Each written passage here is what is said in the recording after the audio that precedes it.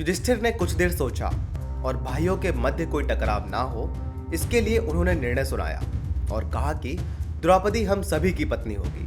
बाकी पांडव भाइयों ने इस पर विचार तो किया लेकिन किसी ने कहा कुछ नहीं। द्रौपदी ने भी इस निर्णय का कोई विरोध नहीं किया, जिसके बाद कुंती ने एक दयालु सास की तरह द्रौपदी को अपने संरक्षण में लिया और उसे पांडवों व उनकी पसंद और व्यक्तित्व के बारे में और अधिक बताना शुरू कर दिया।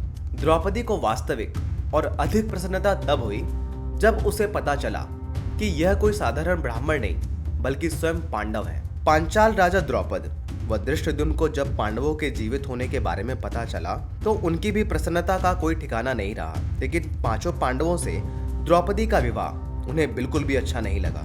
उस समय एक पति की अनेक पत्नियां होना तो सभी जानते थे, लेकिन एक पत्नी के अनेक पति होना कोई सामान्य बात नहीं थी, जिस कारण उन्होंने कुंती, युधिष्ठिर व ऋषि वेदव्यास कृष्णद्वैपायन के समक्ष अपनी इस चिंता व असहमति को व्यक्त किया। जिसके बाद युधिष्ठिर ने अतीत के उदाहरणों को लेकर उन्हें बहुपतित्व की प्रथा को समझाने का प्रयास किया।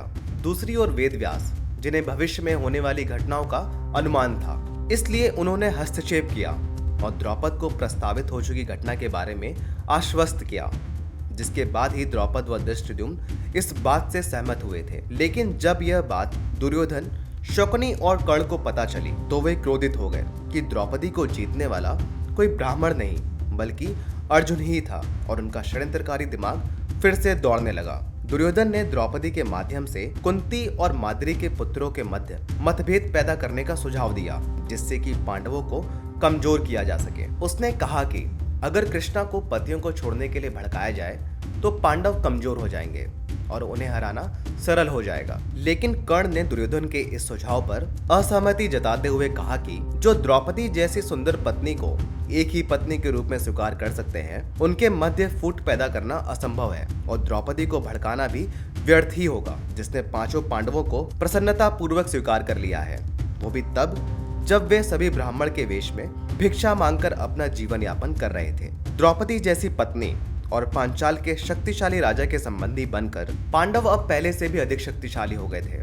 और कर्ण भी इस बात को अच्छी तरह समझता था। इस घटना के पश्चात द्रौपदी पांचों भाइयों का वो बंधन बन गई थी जिसने पांचों को हमेशा एक करके रखा था। हालांकि पांडवों ने और भी शादियां की थी, लेकिन दूसरी कोई भी स्त्री पांचों के हृदय में द्रौपदी का स्थान नहीं ले पाई। वह एकमात्र ऐसी पत्नी थी जो पांडवों पर आए हर सुख दुख में उनके साथ हमेशा खड़ी रही और द्रौपदी ने भी अपनी श्रद्धा और अपने कार्यों के माध्यम से पूरे संसार को कई बार दिखाया था कि उसे जो सम्मान और प्रेम मिला था वह पूरी तरह से योग्य था।